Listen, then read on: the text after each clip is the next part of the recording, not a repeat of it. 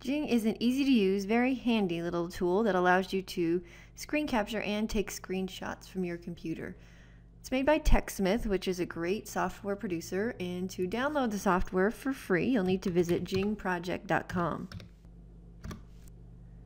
Simply use the free blue download button to download Jing to your computer. Once you've done that, Jing will automatically launch, or if you already have it installed to your computer, you can release it from the Start menu, find Jing,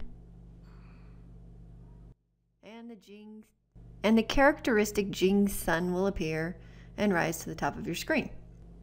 To access Jing's tools, simply hover over the sun and you'll see 3 different tools appear. The first is the capturing tool, second is the history of all of the screenshots or videos you've made, and the third is the more or utilities. And after you initially install Jing, it will default to where it starts itself initially upon startup of your computer. If you don't like that, which I don't, I like to open Jing when I want to, simply choose that more option and go into the preferences for Jing. You'll see a button checked that says to launch on startup, and you can simply uncheck that. To use Jing for a screencast, simply switch over to whatever application or tool you plan to use. A lot of times I'll use Jing to provide feedback on a paper, and I will use the Jing Sun and use the capture tool. Simply use the markers that appear to draw around the area you wish to record. And down at the bottom, tell Jing if you want to capture this as an image or whether you want to use it as a video. You can also use Jing to easily record directions for, say, how to access Spelling City or another tool you use in your classroom. Again, hover over the Jing Sun, use the capture tool, draw around the area you wish to record. If you want to record your entire screen, simply draw around the entire screen. And then down at the bottom, use the capture video tool to record your screencast. Your narration, along with all of the activity that you complete on the screen, will be recorded so long as it's within the rectangle.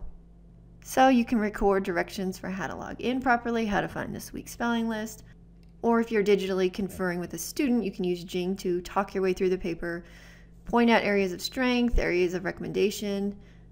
You can easily switch among different windows or tabs on your computer, knowing that whatever is within these dotted lines will be recorded. Your status bar along the bottom indicates how much time you have left. Right now I'm at 1 minute out of 5.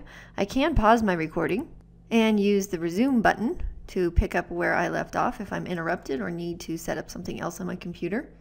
When I get to the 4th minute, this time bar will start to flash red to let me know that I'm almost completed with my 5-minute limit.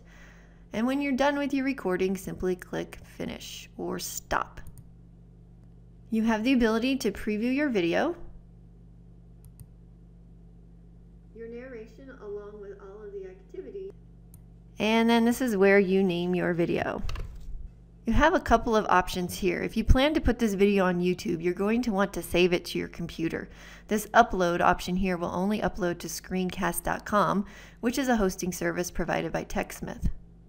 Because I think I want this video on YouTube for my students to access or to add to one of my playlists, I'm going to choose the save option. Note where you're saving your file. It's going to save in MP4 format, and click Save. You'll get a message that your capture has been saved. If I also want to upload this video to screencast.com, I'll just use the history option to pull up my history and click this view button to bring up the same options I had before, one of those being to share via screencast.com. Now you do need to have a screencast.com account. If I did not, it would have prompted me to set one up. It's a free account. It does have some limitations for storage, but the greater limitations involve how often your videos can be viewed.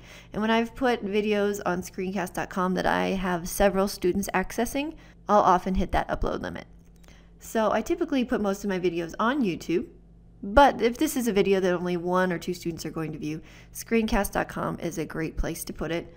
My students seem to feel like they have a little bit more privacy on screencast.com, probably because they've never heard of it, as compared to YouTube, where I can post their video, share it just with them, but just by the fact that it's on YouTube, they feel like other people are going to stumble across the comments that I have created for them about their paper. I'll show you what the video looks like on screencast.com, and then I'll show you how I can get that video file I saved earlier onto YouTube. Here's the video on screencast.com. And again, this is a good place to store a video if not too many people are going to be viewing it at one time. But for something like How to Log into Spelling City, a great number of my students might be accessing that video and viewing it all at the same time, particularly at the beginning of the year, so YouTube would be a better place for that video. Let me switch over to YouTube and I'll upload that file.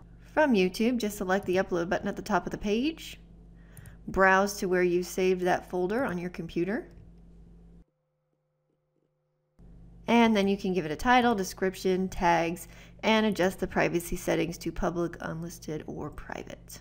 When you want to exit out of Jing, simply hover over the sun, choose the More button, and select the Exit Jing choice. And that is how you use Jing to quickly produce short screencasts.